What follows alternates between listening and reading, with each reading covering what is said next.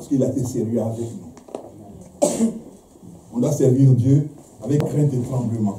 On ne doit pas servir Dieu quand on veut, comme on veut. Non. Nous sommes dans le thème qui concerne l'Église. Alléluia. Amen.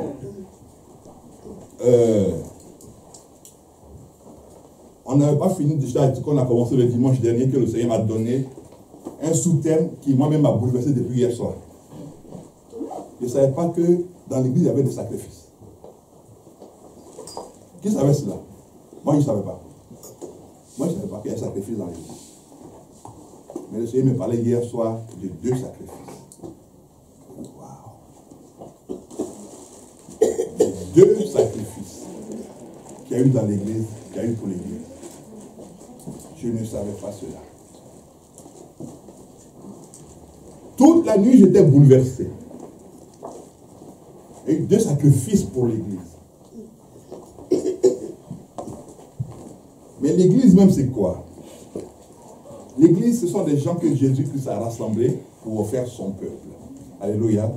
C'est pour ça que la Bible dit, ne cherchez pas, j'ai lu ça pour vous. Car ma maison sera appelée une maison de prière pour tous les peuples. Alléluia. Amen. Donc ça veut dire que ce n'est pas un peuple qui est identifié, mais c'est pour tous les peuples. Donc, Jésus rassemble les gens de partout et il les met ensemble. La preuve, quand on regarde dans Acte 10, quand Pierre est arrivé chez Corneille, Corneille a dit quoi?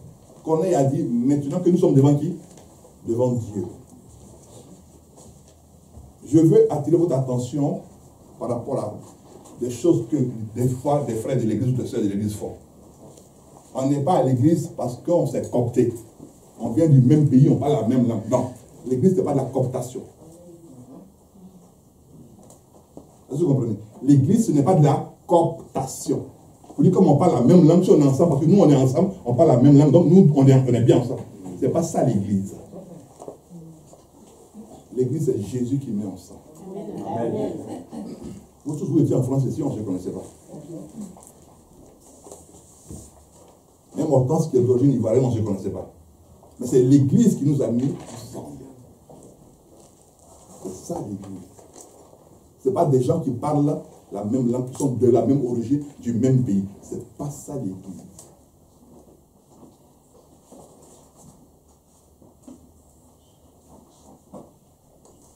Beaucoup de gens disent, mais oui, mais dans nos églises, il y a telle et telle chose. Oui, mais si vous vous rassemblez selon votre origine, il y aura des problèmes.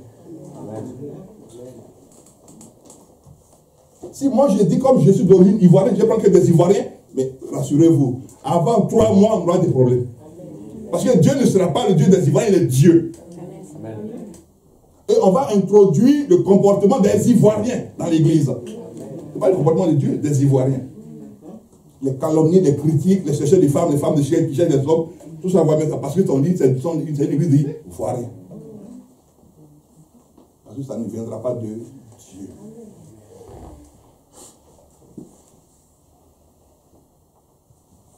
Avant d'aller plus loin, je vais vous donner un témoignage rapidement. Quand on était à Château-Rouge, quand l'église était à Château-Rouge, il y a un frère qui est venu de Côte d'Ivoire. Et lui, il était pressé que je le reconnaisse comme serviteur de Dieu. Alors que Dieu m'a rien dit le concernant. Un matin, il s'est levé, il a pris les gens de sa région, en Côte d'Ivoire, pour aller faire son église. Il allait, il a fait ce qu'il voulait. On était restés 2, ma femme et moi. Il a fait son église. Et il a vu que ça n'allait pas. Il a rejoint quelqu'un d'autre qui est de sa région encore. Ils sont partis tous là-bas. Arrivé là-bas, il y a eu des problèmes. Ils sont divisés. Il a vu un de mes amis. Il dit, oui, papa est fâché avec moi. Parce que mon ami est venu me voir et dit, écoute, c'est ton fils. Pardonne-lui, ramène-le à la maison. Il n'y a pas de problème. Il est revenu à l'église. Quand il est revenu, pour lui dire que je lui ai pardonné, je lui ai offert des choses. Mais lui, il arrive, il dit, mais ce que je t'ai fait premièrement, tu n'as pas compris. Donc, ce que je te fais maintenant, là, tu vas mieux comprendre. La seconde, il a fait la même chose encore une seconde fois. Mais avant qu'il ne la fasse, comme Dieu est bon, Je suis allé avec l'ancien Martin chez lui. Je suis allé avec l'ancien chez lui. Et je lui ai dit ceci. J'ai dit, voici le fond de ta pensée. Voici le fond de ta pensée. Si toi tu ne penses pas cela, je vais te donner une information. C'est que le diable a prévu que toi tu vas penser cela. Donc fais attention. Il dit non papa, c'est pas vrai. Moi non. Depuis que tu m'as pardonné, non, ça va. Et regardez, quand on rentrait, il dit à l'ancien, comme disent des cousins d'à côté, VTNC. Assieds-toi et puis attends, tu vas voir. Là, il a fait encore pire. Là, lui, il fait quoi une église? Il dit, oui, vous donnez vos dîmes à Papa Galé, alors que votre frère, ce sont maintenant les autres soeurs, même sa femme qui dit, oui, votre frère va être pasteur, puis au lieu de donner vos dîmes à Papa Galé, allez lui donner vos dîmes, comme ça il va être votre pasteur. Comme si moi, j'avais été appelé pour chercher les dîmes des gens. Il est parti, il a fait son église. En se basant sur quoi? Les dîmes. Moi, j'aime Dieu. Alléluia. Amen. Dis à ton voisin, aime Dieu. Il a fait l'église. Il a fait l'église. Et maintenant, il avait un fils qui était en Côte d'Ivoire. Ce fils-là est venu. Alors que sa femme et lui ont dit que si le fils-là il venait, elle allait rester avec moi. Moi, je n'ai pas fait de problème. Le fils est venu. Et dans l'église qu'ils ont créée, le fils a pris maintenant la moitié des gens et puis il est sorti. La Bible dit quoi? C'est que tu sèmes. Donc, c'est ce qu'il a semé, non? Moi, je n'ai rien dit. Moi, j'ai dit, Dieu, si tu m'as appelé, on continue. On va continuer. Son fils a pris la moitié, il est sorti de l'église. Il allait faire quoi lui aussi? Son église. Il allait faire l'église, devinez, dans la maison de qui? D'un de mes fils spirituels.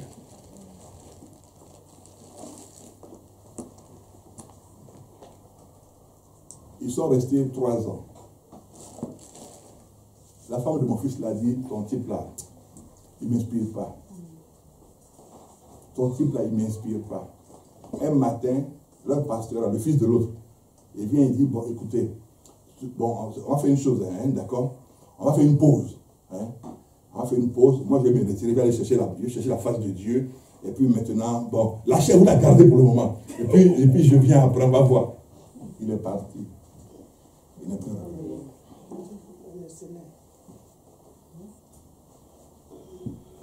Il est parti.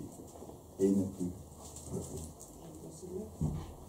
C'est là maintenant, ma fille me dit, papa, il y a ton fils là qui a des problèmes, il doit venir te voir. Mais attends, c'est mon fils, non, mais qu'il vienne.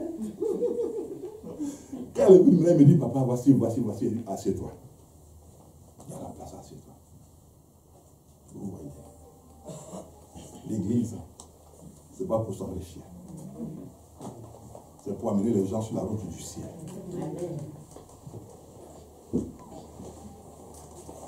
C'est pour amener les gens sur la route du ciel.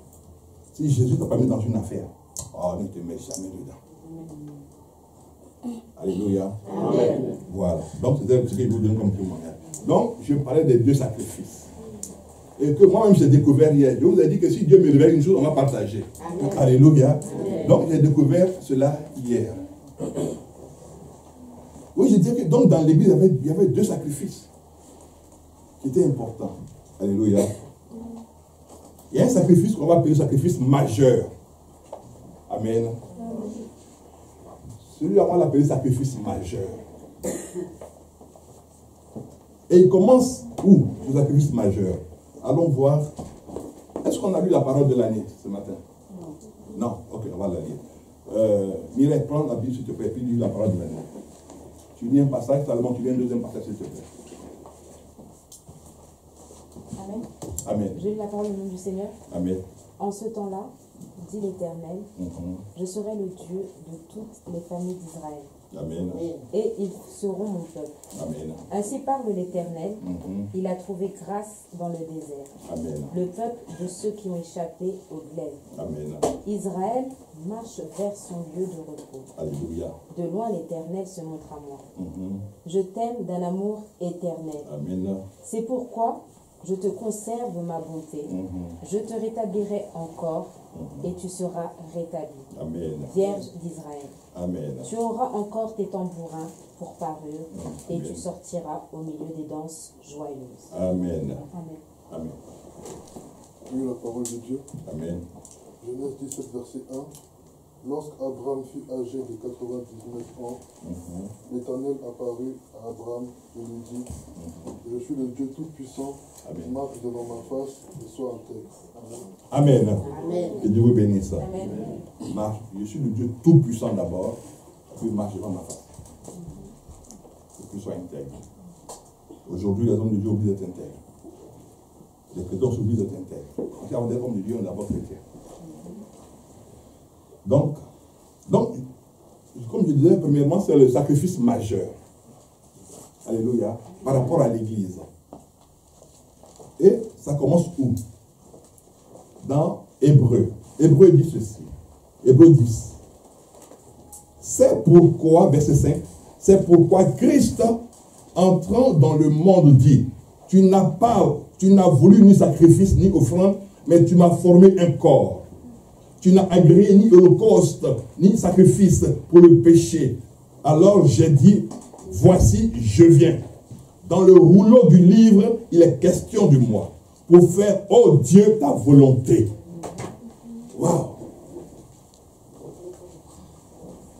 Hébreu 10, à partir du verset 5. Vous voyez là? Il dit, pour faire, oh Dieu, pour faire quoi? Ta volonté. Je ne savais pas que là commençait un sacrifice.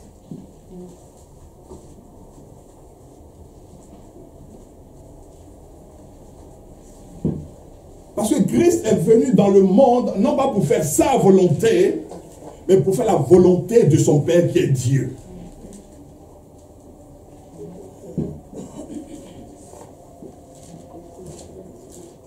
Pour faire la volonté de son Père par rapport aux hommes qui sont pécheurs, par rapport aux hommes qui sont roublards, par rapport aux hommes qui aiment les fétiches, qui aiment le péché, qui aiment la fornication, qui aiment le mensonge, qui aiment tout ce qui est tordu devant Dieu.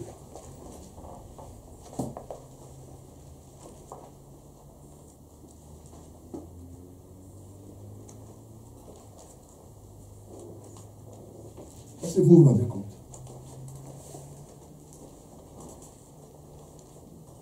Il dit, tu n'as pas voulu d'autre sacrifice. Donc tu m'as voulu comme sacrifice. Vous voyez là, ça change tout maintenant.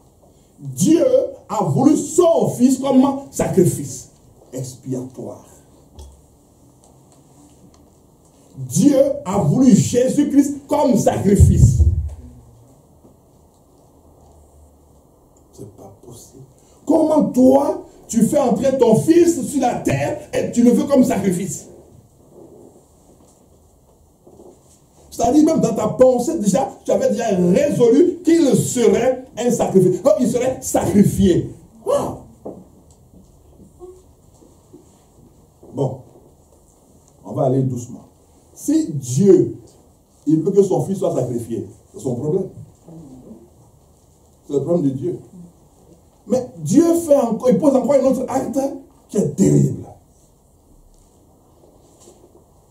Si toi, tu veux sacrifier ton fils, c'est ton droit. Fais-le, tu es libre, tu es Dieu, fais cela. Pourquoi ce sacrifice est un sacrifice majeur? Parce que Dieu se lève. Allons dans Luc. Non, Dieu est terrible. Dieu se lève.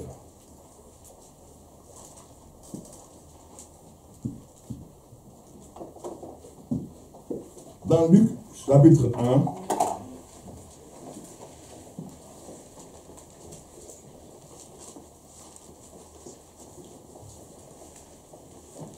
à partir du verset 26, au 6e mois, l'ange Gabriel fut envoyé par Dieu dans une ville de Galilée appelée Nazareth, auprès d'une vierge fiancée à un homme de la maison de David nommé Joseph.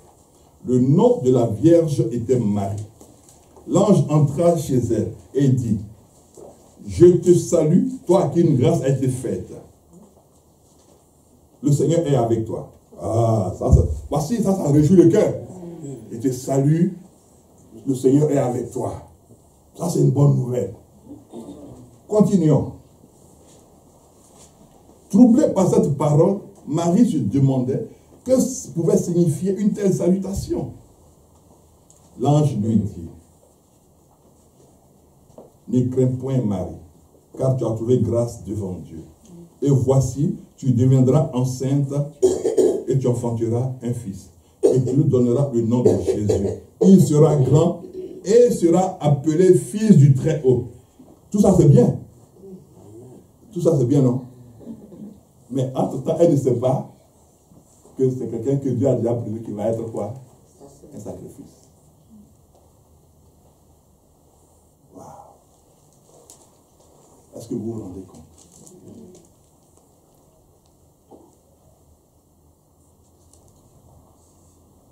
Elle ne savait pas.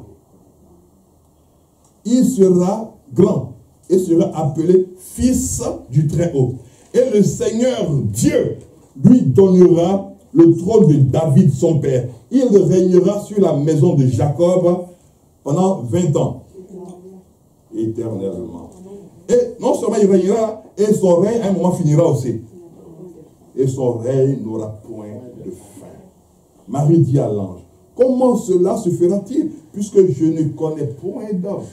L'ange lui dit, le Saint-Esprit viendra sur toi, et la puissance du Très-Haut te couvrira de son nom. C'est pourquoi le Saint-Enfant qui naîtra de toi sera appelé Fils de Dieu.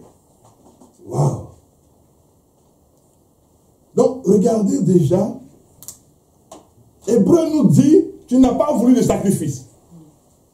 Et tu prends maintenant Marie qui est fiancée pour la mêler à ton affaire. Attendez, entre nous, est-ce que Marie a cherché des problèmes à Dieu? Non. C'est Dieu qui veut chercher des problèmes à Marie. Marie était pour elle fiancée à Joseph. Elle attendait le jour que Joseph va venir se présenter à ses parents. Et puis comme ça, il va donner tout ce qu'il faut donner. Ils vont faire la fête et puis ils vont se marier. Dieu vient dire, ma petite, ton programme là, on va suspendre ça un petit peu. D'accord? Gabriel, va voir Marie là-bas. Là. Dis-lui que son programme, où elle toujours dort, puis elle rêve Joseph là. Dis-lui d'arrêter ça. Moi j'ai un programme. Et elle fait partie de mon programme.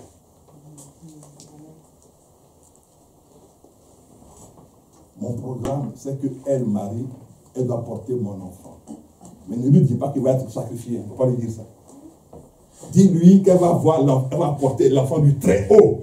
Voilà. Comme ça, elle va danser pour dire, elle va porter l'enfant du Très-Haut. Mais si tu lui dis que l'enfant va être sacrifié, tu vas la faire à moi.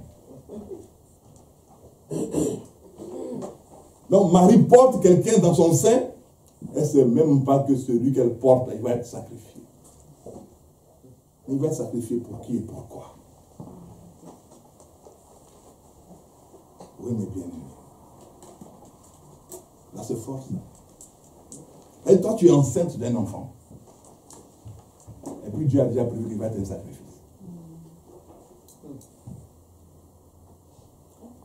Je ne sais pas quelle est la mère qui va danser de joie quand elle va apprendre que le fils qu'elle porte là, va être un sacrifice. C'est-à-dire, même si tu as attendu l'enfant pendant 40 ans, et que la 41e année, Dieu te fait grâce d'un enfant, même là, tu dis sacrifice, non, j'ai attendu à cause de ton enfant 40 ans. Et puis je vais le sacrifier. Non, prends même ma propre vie. Ah, mais toi, même ta vie, là, tu n'avais pas besoin, c'est celui qui est dans ton ventre.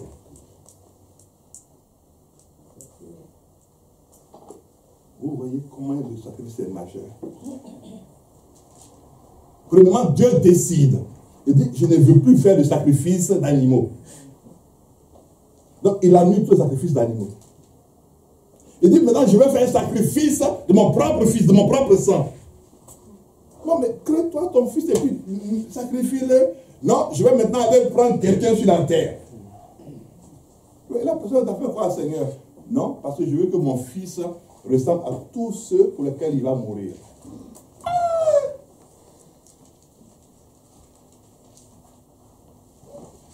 C'est pour cela que Jean le Baptiste a dit quoi? Il dit, voici l'agneau de Dieu qui ôte le péché.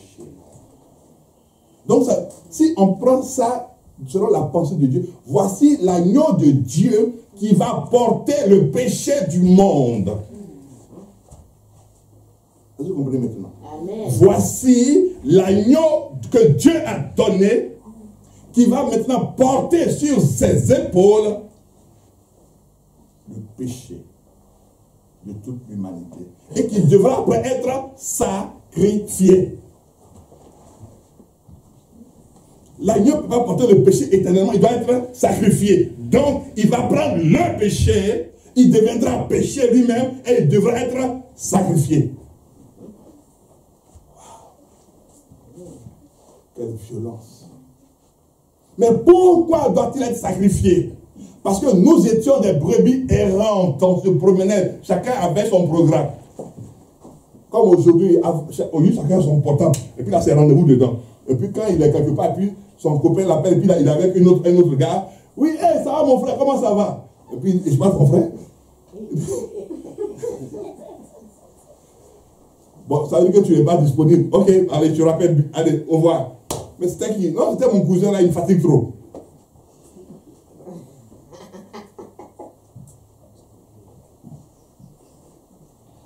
Vous pensez que le péché, là, ça a commencé avec notre génération?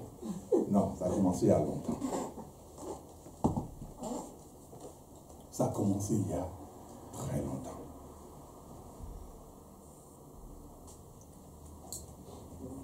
Mais pour qu'il soit sacrifié selon les règles de Dieu, allons voir dans Ésaïe. Dieu commence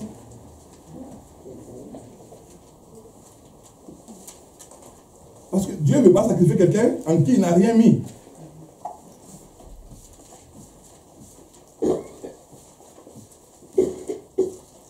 Vous allez voir comment Dieu prépare lui-même son propre sacrifice. C'est-à-dire que Dieu va te sacrifier, mais il te prépare. Pour ne pas que tu sois un sacrifice vain et inutile. Et regardez, Ésaïe 9 d'abord.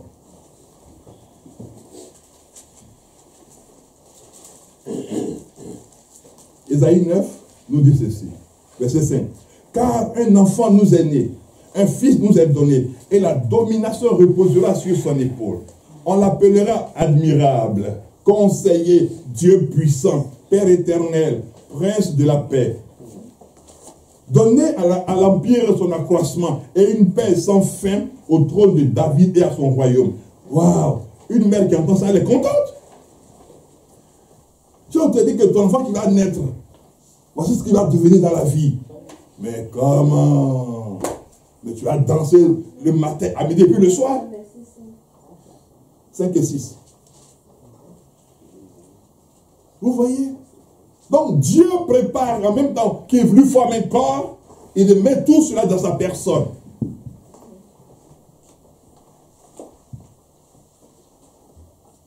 Il met toutes ces choses dans la personne de celle qui va naître du ventre de Marie. C'est terrible ça.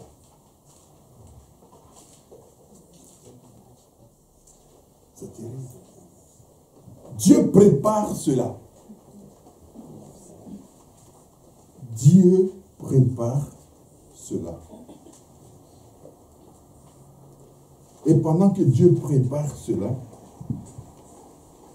voilà, il nous amène encore dans Ésaïe, mais au chapitre 53.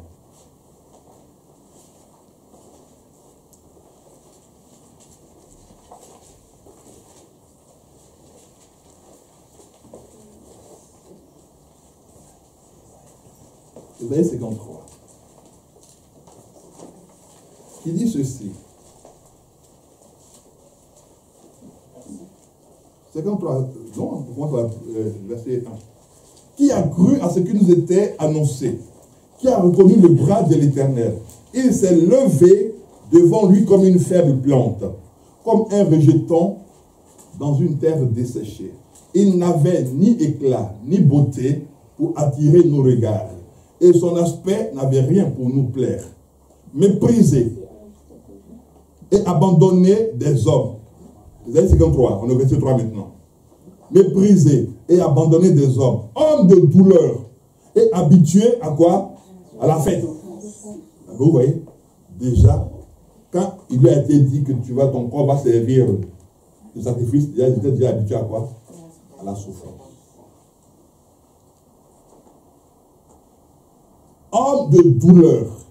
Donc, sa douleur était que quand il voyait les gens pécher, il commençait déjà à souffrir. Parce qu'il savait qu'à un moment donné, il fallait que lui paye la facture. Quand il voyait les hommes faire des avortements aux femmes et les femmes courir pour faire des avortements, il commençait déjà à souffrir. Quand il voyait les hommes tromper leurs femmes et puis les femmes tromper leurs maris, il commençait déjà à souffrir. Quand il voyait les gens aller faire des braquages et puis tuer les gens, il commençait déjà à souffrir.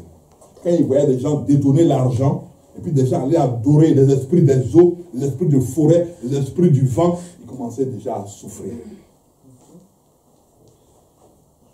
Quand il voyait des gens tuer d'autres gens pour prendre la puissance, pour dire je vais boire le sang pour être puissant, il commençait déjà à souffrir. Quand il voyait des gens provoquer des guerres pour dire que non, moi je vais être plus fort que celui-là, donc il me faut faire une guerre contre tel royaume, il commençait déjà à souffrir.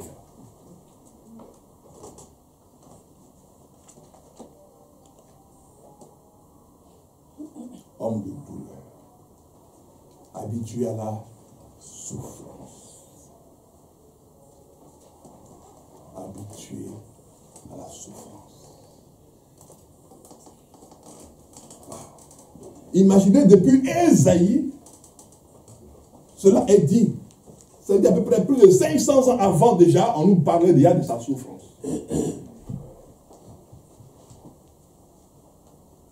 Et c'est pour ça qu'il n'avait pas l'éclat pour nous plaire. Parce que quand tu vois quelqu'un qui est en plein problème, mais son visage est comment? C'est fermé. Son visage est fermé. Son visage, c'est-à-dire, même l'éclat de son visage part. Il n'a plus de sourire, il ne rit plus. Pour voir cela, il faut voir une femme, une mère, dont l'enfant est hospitalisé. Et puis regarde son visage. Tu vas comprendre la douleur que cette mère a. Combien, quand elle rentre chez elle, elle ne voit pas son enfant, son cœur se serre, ses entrailles se serrent. Oui.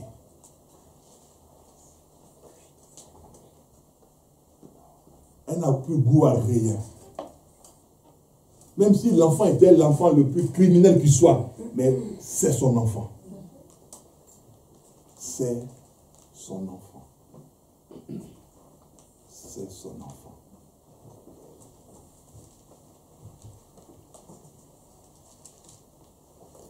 C'est son enfant. Homme de douleur, habitué à la souffrance, semblable à celui dont on détourne le visage. Nous l'avons dédaigné. Nous n'avons fait de lui aucun cas. On a fait de lui aucun cas. Qui fait un cas d'un sacrifice? Personne. Regardez même nos parents qui sont musulmans. Quand le temps de tuer les moutons, est-ce qu'il regarde le mouton pour dire mais tu es joli un mouton? Non. Il ne fait aucun cas du mouton. Il allait l'acheter, c'est pour l'égorger. Un point, c'est tout. Qu'il soit joli, qu'il ne soit pas joli, qu'il soit... Lui, il l'a acheté, c'est pour égorger. Terminé. Donc, on n'a fait aucun cas de sa personne. Habitué à la souffrance. Habitué. Cependant, ce sont nos souffrances. Ce sont tes souffrances. Ce sont mes souffrances. Ce sont nos manquements qu'il a portés sur lui. Ce sont nos mensonges qu'il a portés sur lui. Ce sont nos errements qu'il a portés sur lui. Ce sont nos inconduites qu'il a portés sur lui. Parce qu'on aime dire que ce sont les autres qui ont péché et que nous, on n'a pas péché. Nous, on est... Non. C'est toi et moi. Notre façon de nous comporter, c'est ce que lui l'a porté sur lui. Notre façon de tromper les femmes, de critiquer les gens, c'est ce qu'il a porté. De diviser les couples, de diviser les familles, c'est ce qu'il a porté. d'injurier les gens, c'est-à-dire de s'asseoir et puis de parler, de calomnier les gens. C'est ce qu'il a porté.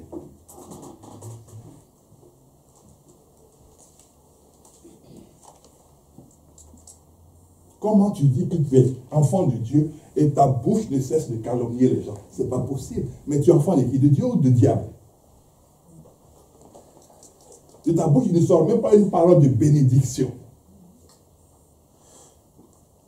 Et ce qui sort après bonjour, c'est le mensonge.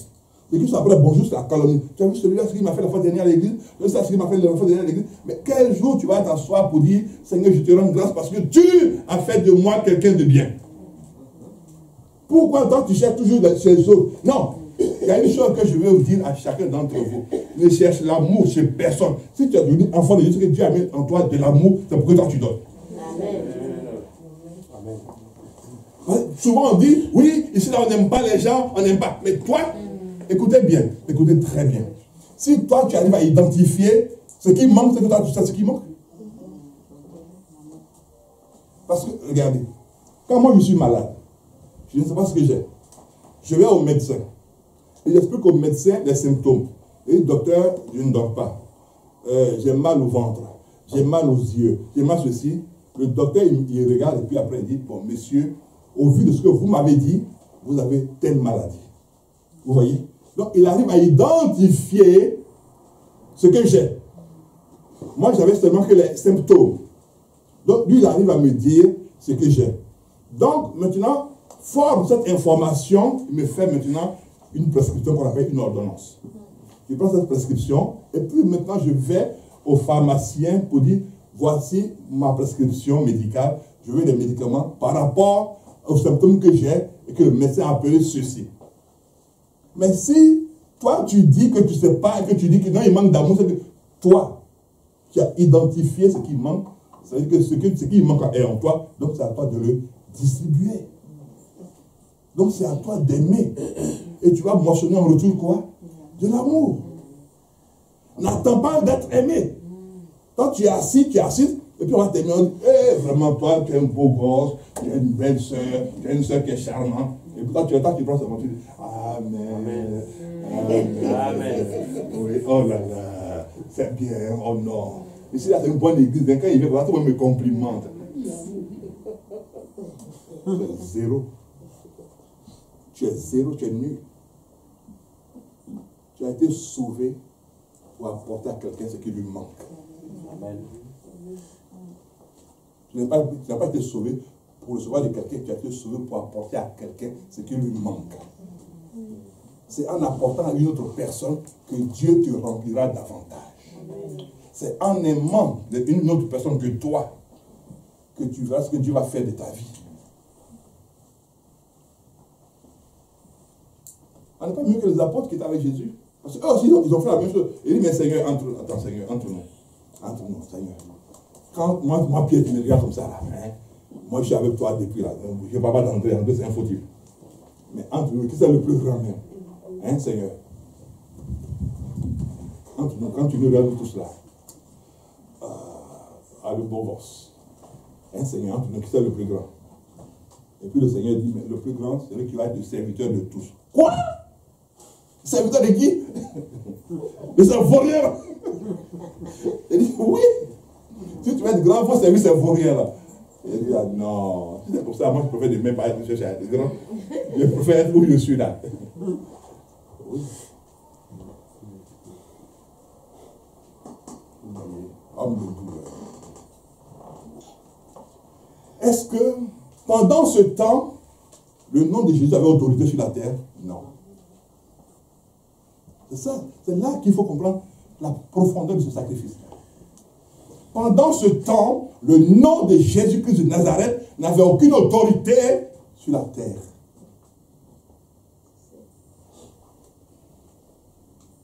Pendant ce temps, le nom de Jésus-Christ de Nazareth n'avait aucun pouvoir, n'avait aucune autorité sur la terre.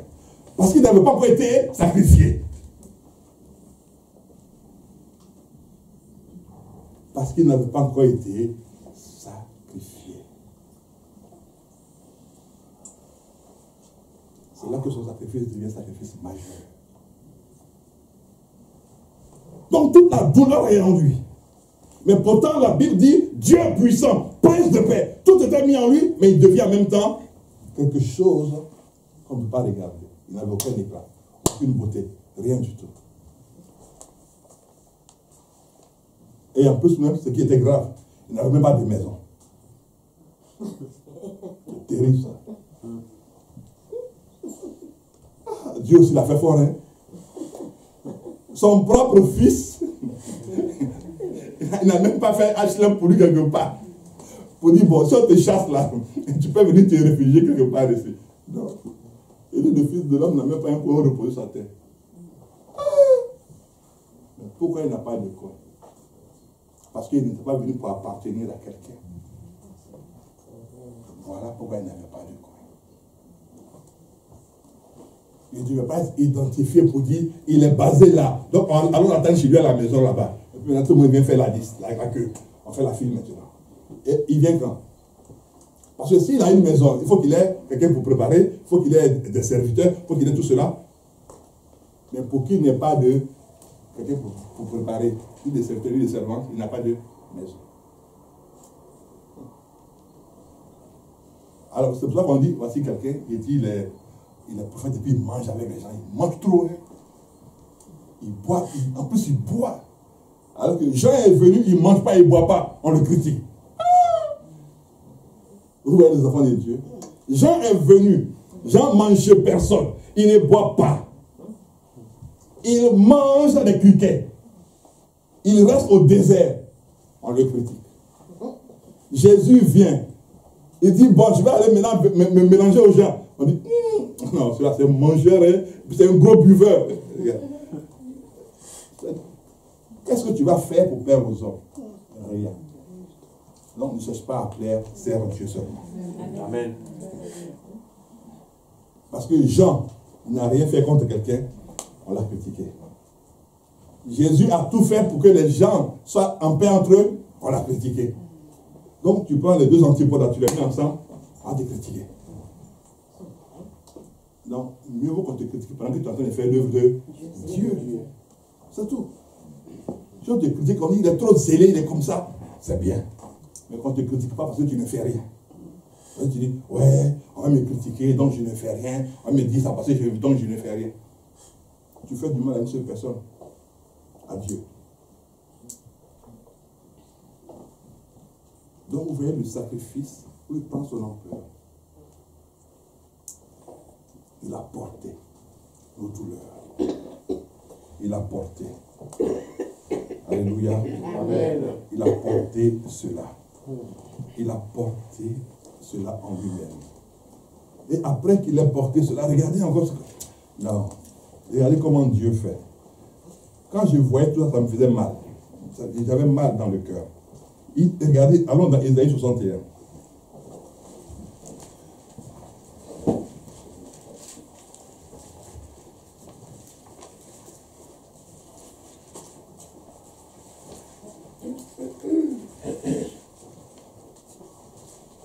Qui dit ceci. L'Esprit du Seigneur est sur moi. L'Esprit du Seigneur, l'Éternel, est sur moi.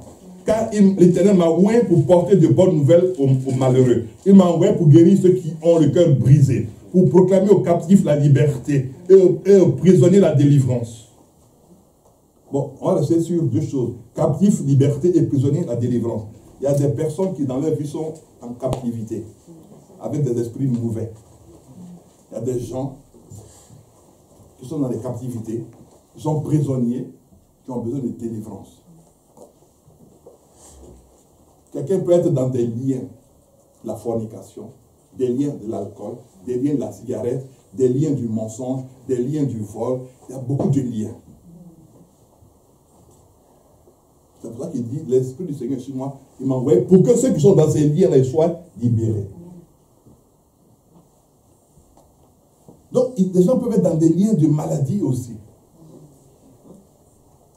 Quand il allait à la synagogue et qu'il a vu cette femme, il a dit à cette femme d'être déliée. Il dit, mais cette fille-là n'est-elle pas fille d'Abraham? C'est que le diable maintient lié depuis 18 ans. Donc, c'était un lien démoniaque. Ne pensez pas que les démons sont censés d'opérer. Ils sont encore plus virulents aujourd'hui qu'ils ne l'étaient avant. Ils sont encore plus pressés de diviser les familles, de diviser les nations, de diviser les peuples, plus qu'avant. Amen.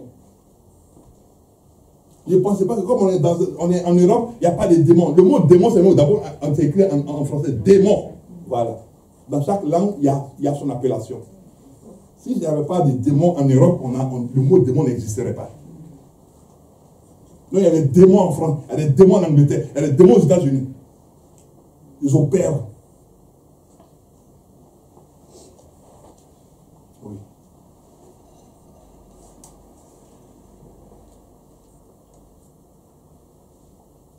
Donc, regardez ce que Dieu met encore dans son Fils. Il dit, l'Esprit est sur moi. L'Esprit va être sur lui, mais il va être après sacrifié. Donc, qu'est-ce que Dieu veut nous amener à comprendre? Il veut nous amener à comprendre que son sacrifice n'est pas un sacrifice inutile et vain. Alléluia. Amen. C'est-à-dire qu'il a mis tout ce qu'il devait mettre avant qu'il ne soit sacrifié.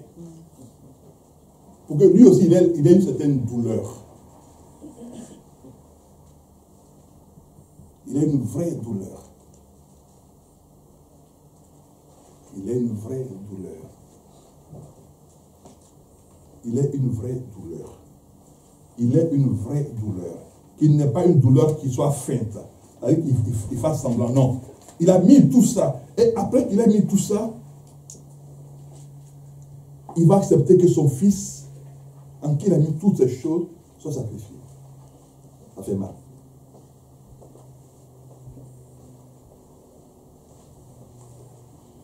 Ça fait mal. Ça fait très mal.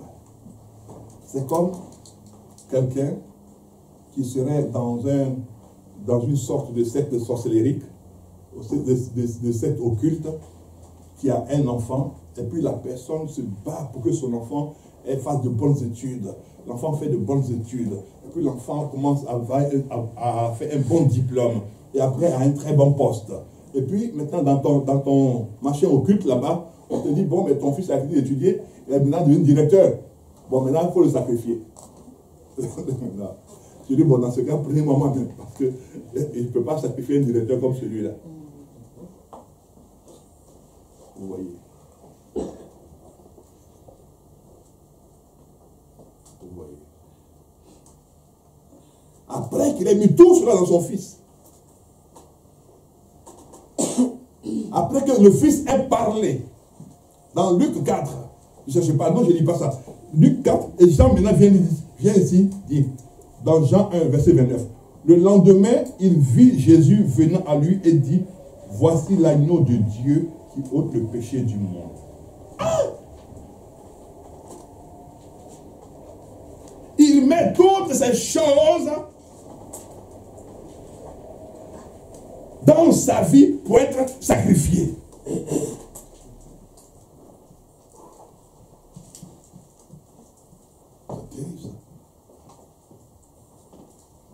Il met toutes ces choses dans sa vie. Jésus parle, les gens guérissent. Jésus parle, les morts se relèvent.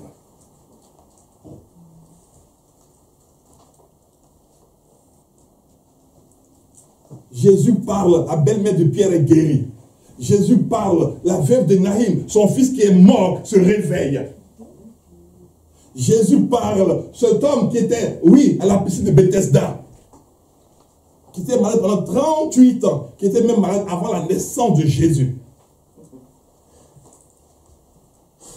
Il lui parle. Ce qui veut dire que la maladie n'a pas d'effet sur le temps. Et lui, sa personne a un effet sur le temps. Il parle. Et le temps de la maladie s'écourte en même temps. C'est la guérison intervient. Amen. C'est terrible ça. Et c'est ce Jésus qui dit à Pierre dans Matthieu 16. Non, et ça m'a bouleversé et ça m'a donné en même temps de beaucoup plus craindre Dieu. Dans Matthieu 16. Il dit maintenant, Matthieu 16, à partir du verset 17, qui dit, Jésus reprenant la parole, lui dit, tu es heureux Simon, fils de Jonas, car ce ne sont pas la chair et le sang qui t'ont révélé cela, mais c'est mon Père qui est dans les cieux. Donc son Père révèle qui il est. Mais son Père révèle qui il est. Pourquoi il ne le garde pas comme il est?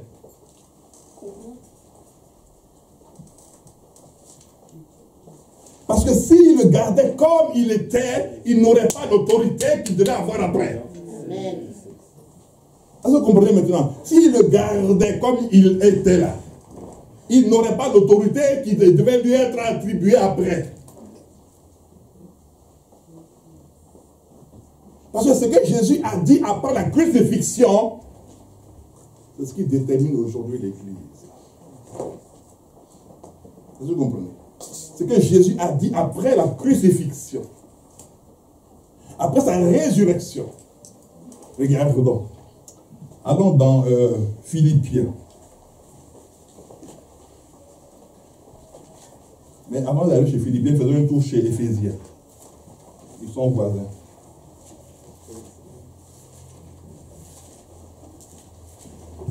Éphésiens 5.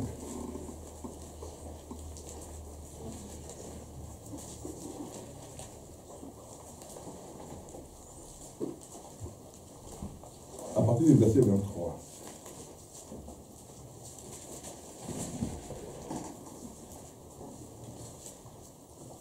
Éphésiens 5, à partir du verset 23. Car le mari est le chef de la femme, comme Christ est le chef de quoi? De l'Église. Qui est quoi pour lui? Son corps. Or, de même que l'Église est soumise à Christ, les femmes doivent l'être aussi à leur mari en toutes choses. Mais pourquoi est-ce que la Bible parle que l'Église est soumise à Christ? Parce que Christ a été crucifié pour qui? Pour l'Église. Dans Matthieu, il a dit qu'il allait faire son Église. Il n'a pas dit que quelqu'un va se lever pour créer une Église. Il dit, lui, il va créer son Église. Des brebis errantes que nous étions, il va nous mettre ensemble dans un même enclos. De brebis errantes, on ne va plus errer ça et là. Des brebis qui se promènent